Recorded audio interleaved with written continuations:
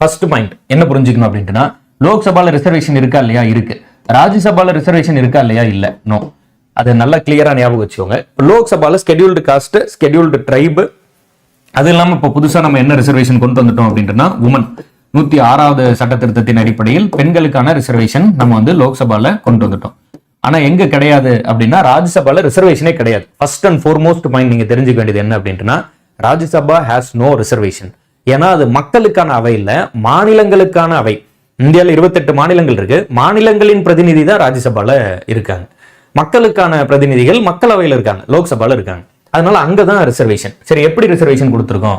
545 நான் அந்த total base வந்து செட் பண்ணிருக்கேன். ஆனா 545 இல்ல, 43. அது அந்த 2 ஆங்கிலோ இந்தியன் வந்து அது ஸ்கூல் புக்ல அப்டேட் ஆகாததுனால உங்களுக்கு கன்ஃபியூஸ் ஆக வேண்டாம் அப்படிங்கிறதுனால அந்த டேட்டாவோட அப்படியே செட் பண்ணிருக்கு. பட் நீங்க அதை கன்ஃபியூஸ் ஆகாம தெளிவா வந்து படிச்சுக்கோங்க. நமக்கு தேவையானதெல்லாம் இதுதான். என்னது? ஸ்கெடியூல் காஸ்ட் மொத்தம் எத்தனை பேர் இருப்பாங்க அப்படின்னா 84.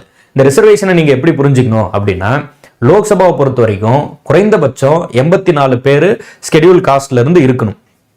லோக்சபாவை பொறுத்த வரைக்கும் குறைந்தபட்சம் 84 பேர் ஸ்கெடியூல் காஸ்ட்ல இருந்து இருக்கணும். அதிகபட்சம் எவ்வளவு பேர் வேணா இருக்கலாம், 85, 86, 87, அது பிரச்சனை இல்லை. ஆனா 83 இருக்கக்கூடாது. டிஃபரன்ஸ் புரிஞ்சுக்கிறீங்க? மினிமம் 84 பேர் கண்டிப்பா வந்து எதுல இருந்து வந்துருவாங்க அப்படின்ட்டுனா, லோக்சபால ஸ்கெடியூல் காஸ்ட்.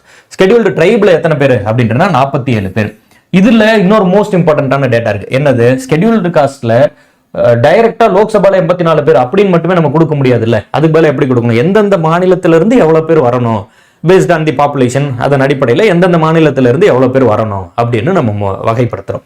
அதுல அதிகமான பீப்புள் எங்கிருந்து வராங்க அப்படின்ட்டுனா, ஃப்ரம் உத்தரப்பிரதேஷ்.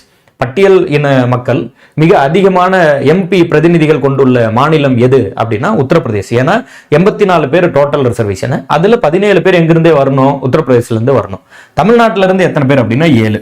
17, 7 அந்த டேட்டா வந்து நீங்க ஈஸியா ஞாபகம் வச்சுக்கலாம். மொத்த இந்தியாவில் 84. அதுல அதிகமான பிரதிநிதித்துவம் எங்க இருக்கு? உத்தரப்பிரதேஷ்க்கு 17. பாப்புலேஷன் அதிகமா இருக்கு, அதனால அதிகமா நம்ம வந்து ரெப்ரசன்டேஷன் கொடுத்துருக்கோம் 17. தமிழ்நாட்டில இருந்து எத்தனை பேர் அப்படின்னா 7 பேர். சிமிலர்லி பட்டியல் இன மக்கள் போலவே பழங்குடியினர் எத்தனை பேர் வந்து இந்திய லோக்சபால ரெப்ரசன்டேஷன் அப்படின்னா 47 பேர்.